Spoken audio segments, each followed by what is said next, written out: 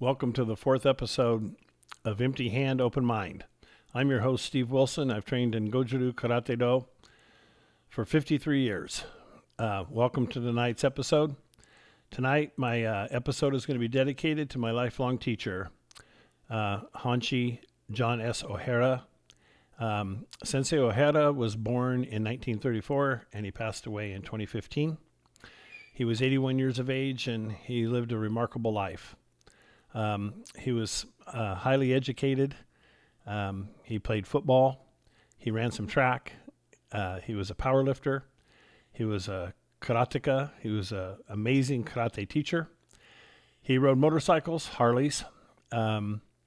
He was very unique, very humble, very powerful, and extremely knowledgeable teacher. The best teacher I've ever met. And, you know, I've trained for 53 years and I started with him and I never met a teacher that was better or more knowledgeable at how to convey and teach people how to use their body.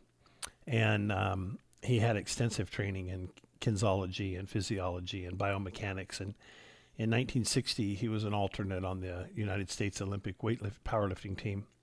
And so he had a lot of really, really high-level training and teaching. But let's get back to him as a man and as a karateka. So I met O'Hara Sensei when I was 13 years of age in 1973. I walked into his dojo, escorted by my mother for misbehaving. And O'Hara Sensei told her to drop me off at 3:30 and don't pick me up until 9 p.m. and that my life would change. So O'Hara Sensei was, next to my mother, had the largest impact on me in my life. He had the most influence on me, and he taught me many more things than just karate. And starting with him in 1973 and ending with his passing in 2015, I became his most senior student. And before he passed away, he held a meeting in his home, laying in a hospital bed. And he announced to his black belts and to his family that effective immediately, I was to be the chairman of the Okinawan Goju-Ryu Karate Kenkyu Kai, now called the Koryu Koshu Kai, and that I was to be the chairman and the chief instructor, and he asked the students to please support me. And so he and I formed that organization in 1999, and we conceived it in 1995. So when I met O'Hara Sensei, he was with Yamaguchi family's Japanese Goju Kai. Before that, he trained in Shotokan, and before that, he trained in a system that was referred to as Nahate. It wasn't the original Nahate as in Kanyo Higona Sensei, but it was a system that taught kata and stuff from Naha and Nahate. And so, but it wasn't pure to like just Goju-Ryu or Uechi-Ryu or Ruri-Ryu, etc. So anyway, he transitioned from Shotokan to Goju-Ryu because Gosei Yamaguchi Sensei was in San Francisco and O'Hara Sensei was in Bakersfield, California. So O'Hara Sensei was highly educated and he was a teacher for a living. And he taught at high school for 28 years. And my 8th grade summer is when I entered his dojo. And then my freshman year, in high school, he offered 2 karate classes in lieu of PE. And so he told me to sign up for both of those classes, which I did. And we couldn't really afford karate lessons, even though it was very inexpensive in 73. And so my mom told me I had to quit after I'd been training like 3 months and training in 2 to 4 classes a day and through the summer and 6 days a week, 10 to 2 on Saturdays. And Sensei said that I trained too often to quit. And so he wasn't going to let me quit. And my mom wasn't going to let me train for free. So O'Hara Sensei said that I could clean the dojo and clean the weight room, etc., and that would cover my dues. And my mom said that that wasn't enough. So Sensei had me clean his swimming pool. His house was about a block and a half from the dojo. And he had me scoop poop from his 2 German shepherds in the backyard. And my mom said, okay, that's fair. So I continued my training, and he continued to be a major influence in my life as a male role model.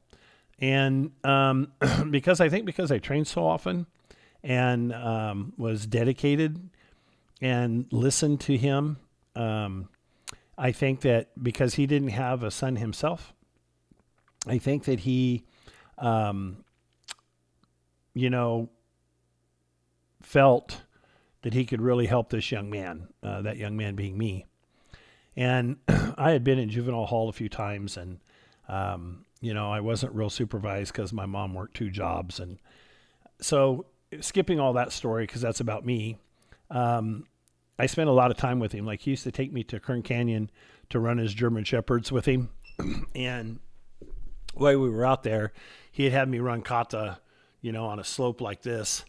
And then he'd laugh at me when I, slipped and stuff. And what was really unique about Ohara Sensei is he never made you do push-ups for making errors. He never humiliated a student. He never spoke condescendingly to another human being.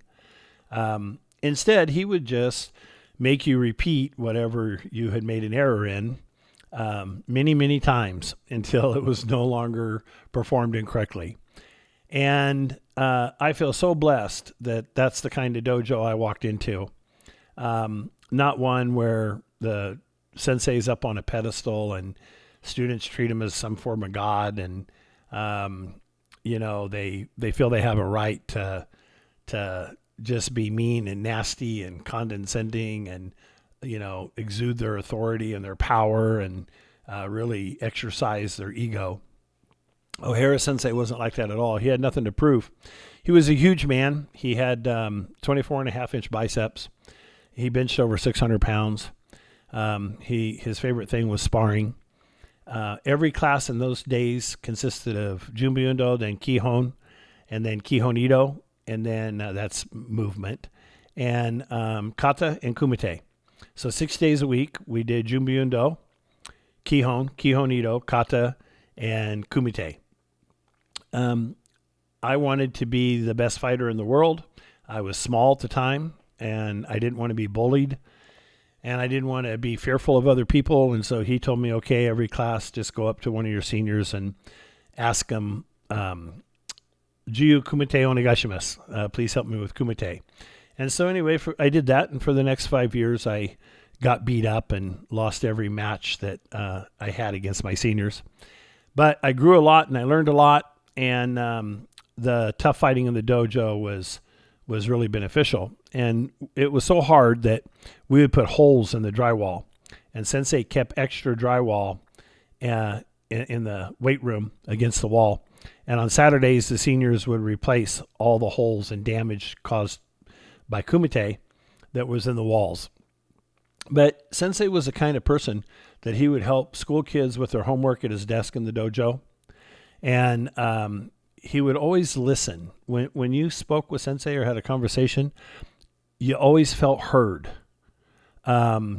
He didn't, try to tell you what to do or how to do it or how you could solve a problem. He would try to guide you to solving it yourself. He was a leader before real leaders really existed. And he was an example. So I was fortunate that he was in his 40s and I was 13, and he was very fit, very healthy, and he had been an Olympian. And that's a whole nother level of athlete that most people can't fathom. And I was blessed that he was the guy I got to try to imitate, that I tried to emulate. And he was much more than just a sensei to me. And he's the one that he paid for my first date. I didn't spend all the money he gave me. I was like 14. I came back and tried to give him the money back, and he told me, why don't you just keep it and ask her out again? And I did. And he really pushed me to go to college. Nobody in my family had ever graduated to college or even attended college. And it was important to him that I went to school. So a lot due to his encouragement, I obtained my bachelor's in business and a master's in public administration. And I graduated from UNC Keenan Flagler Business School with executive leadership. But anyway, that was all because I wanted to please him. I wanted him to be proud of me. And he was a kind of teacher that, in person, that, instead of scolding you or things like that, he maybe just wouldn't pay as much attention to you when you weren't behaving properly. And when I would ask him what I had done, he would tell me to think about it. And that if I determined the reason of what I had done wrong or recognized what I had done wrong, come back and talk to him. And Sensei used to, fight all the black belts. He used to put gear on them, and he didn't wear anything. And gear was real primitive back then. And he could do more push-ups than anybody in the dojo. And, this is a very powerful man. He was kind of quiet. He was never a loud person. He never had bravado. He used to say about problem students that, yes, they're a problem, but they're my problem. And so he was very special and very unique. And he was a very strong man, very tough man, but very kind and gentle. He was truly what the Okinawans refer to as a bushi, a gentleman warrior. And that befit him perfectly. And so he began karate in the kind of late 50s and was somewhat of a pioneer here in America. And, he at one time, his dojo in Bakersfield, when I joined, had probably 350 students. He also taught it in lieu of PE at high school. And he told me, don't sign up for PE, sign up for both my karate classes, which I did. And we ended up, as I got older and everything, we ended up where he spent some holidays, and then his family spent some holidays, like Thanksgiving and stuff, with my family. And, we went on motorcycle runs together, and we used to go to Goshku together. And I'll tell you a story that really demonstrates his humility. So he was born in 1934. And so he was older than Higo Nomorio Sensei. And Sensei O'Hara had wrecked his motorcycle, his Harley. He hit a horse going over an overpass with his chest, and he killed the horse. So it did real damage to him, and he had to quit karate for quite a while. And I was a Nidan and didn't want to quit training. And I was going over to his house and moving the coffee table, training and doing kata and stuff in his living room. And then he'd correct me, and I'd go home. And I'd do some chores for him and bring him some, groceries and things like that. But I went to him and I said, Sensei, the famous Okinawan master Morio Higono Sensei's moved to Southern California.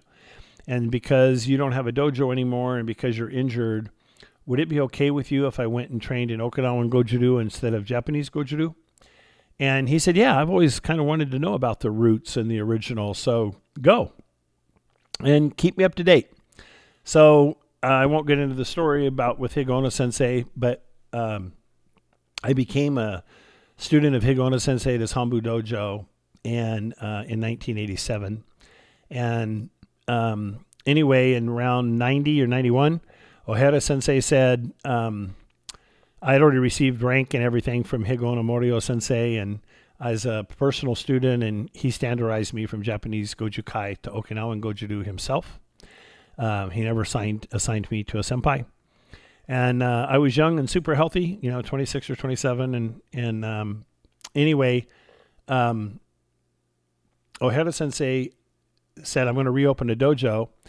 And I said, okay, then I'll quit Higo Nomorio Sensei and come back to you, Sensei.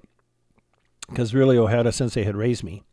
And he said, no, I'll just join Higono Sensei with you on the floor as a student.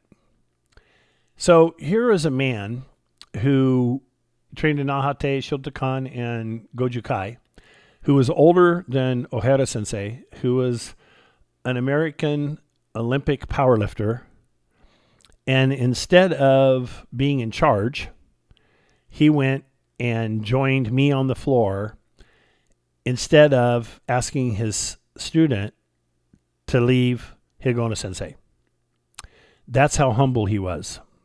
That's the kind of man he was. That's the kind of person he was. So he joined me on the floor with Higona Sensei, and we continued that journey for several years. And around 1995, I left Higona Sensei in 94. And around 1995, him and he also left, and he started talking about forming his own organization, absent of politics and other things, and focusing on certain things, and making things affordable, and karate affordable, and grading's affordable, and all those, positive things. And so where an organization where everybody could report to Hambu, and where everybody could have a relationship and everybody could train, and just really good stuff. And so we did that. And so probably 25 to 30 years before he passed away, he had me teaching at Gashku. And at first it used to be primarily him and I together, kind of sharing it. And then it got to where I was teaching 70% of Gashku, and then 80% of Gashku, then 90% of Gashku, as he continued aging. And at gradings, he would have me on the grading panel. And on Saturdays, I would come down from Ventura, California to Bakersfield, California on some Saturdays and teach his classes for him. So his students were exposed to me. So basically, the students in the organization and in his dojo all knew me from the time they were white belts. And so he put me at the forefront many years, 25 plus years before he ever passed away. And so it was real leadership. He was transferring the organization and the students and his legacy to me years before he did so. And so he would come and teach Gashku in other states, and I would always be there with him. And he would have me teach the majority of it. But in addition to that, I probably had 130 or 40 4 to 6 hour private lessons with him, where he really went into biomechanics and physiology and kinesiology, and where he really got into the details of kata and of karate and of power generation, and how muscles and ligaments and tendons and fascia and everything works together, and how energy is transmitted through your body. And he was old school but modern. He was old school in the sense of I'm the only student he really had regular and multiple private lessons that he provided to.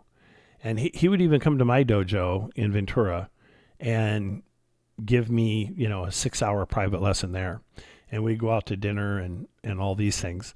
And we spent a ton of time together riding motorcycles and training in karate and practicing karate, and me receiving lessons from him in karate. And we discussed, everything under the sun. And what was beautiful is over 42 years, when I moved away and I left California and went to Colorado, I'd call him every 3 weeks. And if I didn't call him, he called me. And we would talk from, 2 to 4 hours on the phone on a Sunday after I got, back from church or whatever. But in the afternoon, we would, talk and he'd go to the dojo and sit in his office by himself with no students there. And we'd talk about, politics and world matters and religion and karate and history and everything under the sun. And so I think it was 1975 when he gave me the book by C.W. Nicole, Moving Zen, and told me to read it. Then he told me to write a paper because he's a school teacher, right? And then from then on, he would regularly buy me books. And when I got older and got a career and made some money, I would buy him books. And then we'd read the same book, and then we would discuss them. And then sometimes I'd buy books on my own and give it to him. And sometimes he'd buy books on his own and give them to me and say, this is a good read it. And let's talk about it later. And we would. And so he taught me from an early age how to research and how important history was. And he was a scholar, to be certain. And he was well-versed in many, many, many, many, many topics He was a pleasure to listen to, a pleasure to talk to. After his passing, the biggest hole in my life is not having anyone that I have those kind of discussions with and that depth of discussion. And that it was just our time, once every 3 weeks, we were going to have this super long talk and discuss everything under the sun. And the beauty of that was when it come time for him to pass away, he knew he was going to pass away from pancreatic cancer. He said to me, "Do you have any questions?" And I said, "No, Sensei, I think in 42 years you've answered all my questions." And I said, "Sensei, do you have anything you want to share with me that you haven't shared?" And he said, "No, Steve, I passed on all I know to you long ago." So he passed away with us having nothing left unsaid between us. He passed away having nothing left to teach me. He could still correct me. He could still improve me. He could still encourage me, but he didn't have anything more to teach me. So he had transmitted the art in whole. And he taught me to be kind. He taught me self-control. When I lacked self-control, he took my black belt and my certificates away from me for a year and didn't let me practice or teach at the dojo for a year until I better controlled myself. So, I can't even begin in a podcast or a video to share how much I learned from him, what he did for my life, what he meant to me, what level of teacher he was. I've trained with 9th and 10th Dan Okinawan masters, and they weren't better teachers than him. So I'm not saying that because I'm prejudiced. He just was so educated and so highly trained and so knowledgeable and so well read. You just would have to speak with him to understand what I'm talking about. And his knowledge was so deep that if a senior student didn't spend a lot of time with him, it would be hard for them to comprehend what he was passing on. You'd have to kind of see him regularly and talk to him regularly to follow up, to really garner a full understanding of what he was transmitting. And it's not because of its complexity, it's because of his understanding of a complex matter. And so he was kind of the epitome of what you would hope for a master. He ended up, when he passed away, he was a 9th Dan. And he spent his life lifting weights and doing karate, educating people, educating children, sharing his wealth of knowledge with people. And he had the most profound positive impact on me of anyone in my life other than my mother. And I'm for eternally grateful, and I'm trying to carry on his legacy now. And with his other black belts, they were very supportive. He asked them to trust me and to follow me, and they did. And that's because he exposed them to me for 30 years before passing, and at least 25 years, but probably 30. And he would want us to continue to evolve, and we are. And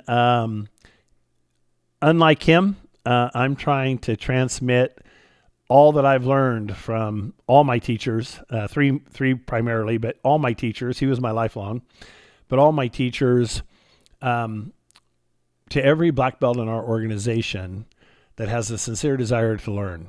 They don't have to be the senior, and they don't have to be the only one. They're not going to be the only one. I'm worried about that the art and what my teachers have taught me won't live on if I don't share it with more people. And I feel that I was given a gift by each of my teachers, and that I need to give that gift to others. And I'm trying to master, and if I can ever, improve on what I've learned and to pass it on. And that's my goal now. And that all came from him, from O'Hara Sensei, because he gave so much to pass it on to me. So much of his time and so much of his knowledge and so much of his energy and so much of his advice. And, we talked, and, when his mom passed away, and then when my mom passed away, he called me when I was on the road back home, and he said on the phone, he said, "Hi, Steve." He goes, "This is really hard, isn't it?" He always just understood. And so, my kids kind of looked at him as a grandpa, and they knew him their entire life because I knew him years before I ever had children. I was only 13 when we met. So, I don't know if you have a sensei like that. I hope you do. But senseis don't need to be and shouldn't be abusive. Sensei shouldn't be condescending, and they shouldn't be mean, and they shouldn't be arrogant, and their ego and power shouldn't drive them. They should never ever humiliate a student. They should be professionals. They should be a mentor. They should be a leader. They should communicate effectively. They should teach effectively. They should correct you and make you repeat that correction until it's muscle memory instead of making you do push-ups or frog walks or whatever. Are you going to get better from doing exercise, or are you going to get better from doing technique? O'Hara Sensei believed in technique. He believed in coaching. So he was a sensei that coached.